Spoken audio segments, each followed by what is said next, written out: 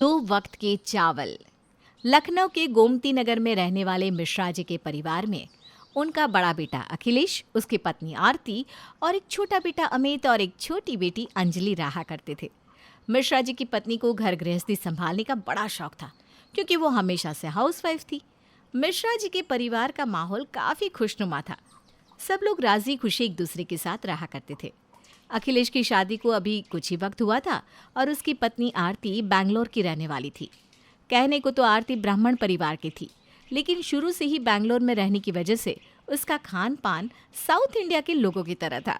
जब उसकी शादी लखनऊ में हुई तो वो बड़ी खुश थी। मैं तो बहुत खुश हूँ, मेरी शादी लखनऊ में हो गई है। अरे भाभी, लेकिन क्यों? बैंगलोर तो बहुत अच्छा शहर है। बचपन से लेकर अब तक मैं सिर्फ बैंगलोर में ही रही हूँ। वहाँ का खाना पीना और रहन सहन देख देख कर ना बोर हो गई थी। इतना बड़ा शहर है कि कभी पढ़ाई के लिए बाहर जाने की ज़रूरत ही महसूस नहीं हुई। मैं चाहती थी कि मेरी शादी किसी दूर शहर में हो, और देखो ऐसा ही हुआ। अरे बहू, ये तो बहुत अच्छी बात है, वरना आजकल की लड़कियां ना अपने ससुराल से खुश ही नहीं रहती। ये बात तो तुमने बिल्कुल ठीक कही। हमारी बहू बैंगलोर से लखनऊ आ गई है, हिंदुस्तान के एक कोने से दूसरे कोने पर। अब बिल्कुल ठीक कहते हैं पापा। भाभी का तो पूरा कल्चर ही बदल गया। लेकिन देखिए ना, यहाँ पर आकर वो कितनी खुश है।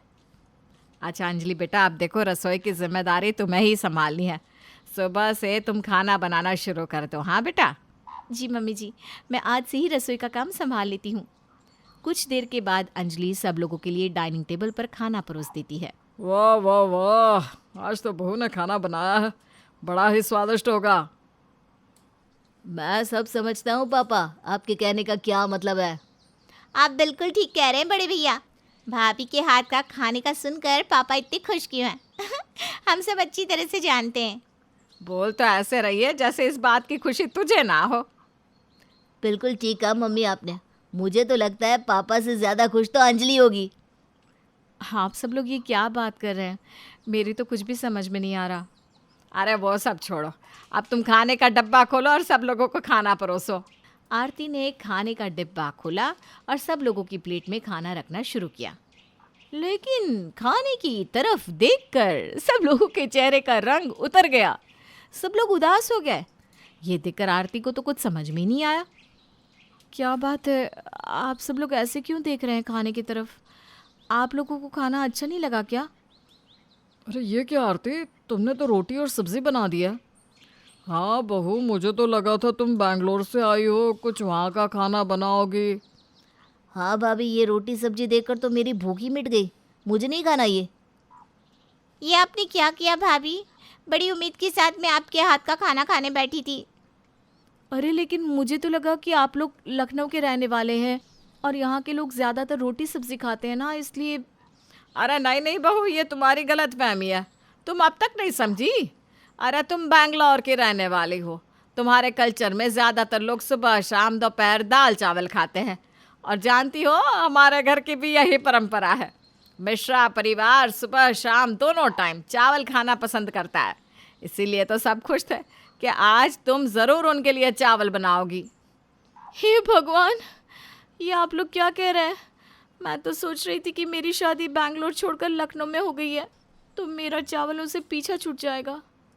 कम से कम चावल तो नहीं खाने पड़ेंगे। नहीं नहीं भाभी, आपका चावलों से पीछा नहीं छूटने वाला, बल्कि चावल आपकी और ज़्यादा चिपकने वाले हैं, क्योंकि हमारे घर में ना सुबह शाम सिर्फ चावल ही खाए जाते हैं। ये सुनकर आरती के चेहरे का रंग उड़ गया।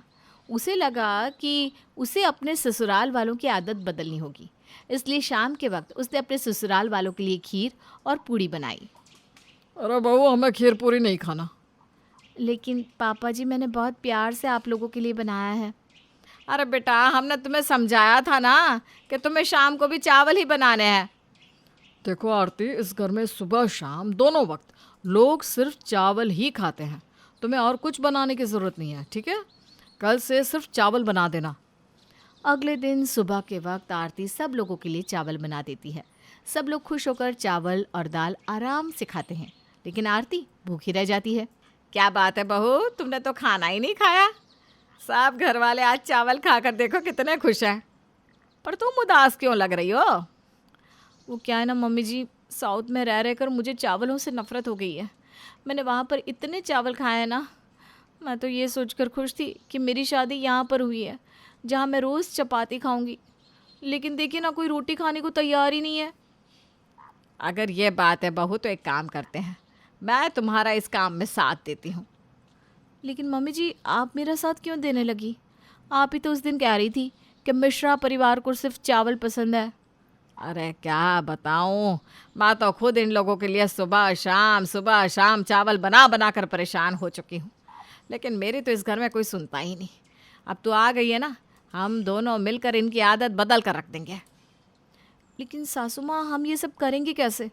इस घर के लोग तो रोटियों को हाथ लगाने को तैयार नहीं। 2 टाइम चावल नहीं मिलेंगे ना तो अपने आप अकल ठिकाने आएगी। एक काम करना, तू ये चावल का डिब्बा छुपा देना और सुबह रोटी बनाना। कल कोई पूछे तो कह देना चावल ख़त्म हो गए। अपनी सास के कहने पर आरती ऐसा ही करती है, लेकिन सब लोग उससे नाराज़ हो जाते हैं। देखो बहू, किसी ने ठीक से खाना नहीं खाया, आज शाम को चावल ही बनने चाहिए। शाम के वक्त जब आरती रसोई में चावल बनाने के लिए जाती है तो उसकी सास वहाँ पर आती है। अरे कोई ज़रूरत नहीं है, थोड़े से चावल बना लो और बाकी की रोटियाँ और सब्जी।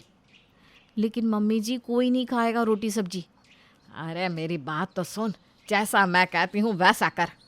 आरती ने अपनी सास की बात मानी, ज़्यादा रोटी सब्जी बनाई और थोड़े से दाल चावल। जैसे ही आरती टेबल पर दाल और चावल परोसने लगी, उसकी सास ने सबसे छुपकर दाल को ज़मीन पर फैला दिया। अरे बाप रे, यह तो मुझसे बहुत बड़ी गलती हो गई। सारी की सारी दाल तो फैल गई। अब आप लोग चावल कैसे खाएंगे? क्या मम्मी, इतनी जोर से भूख लगी थी?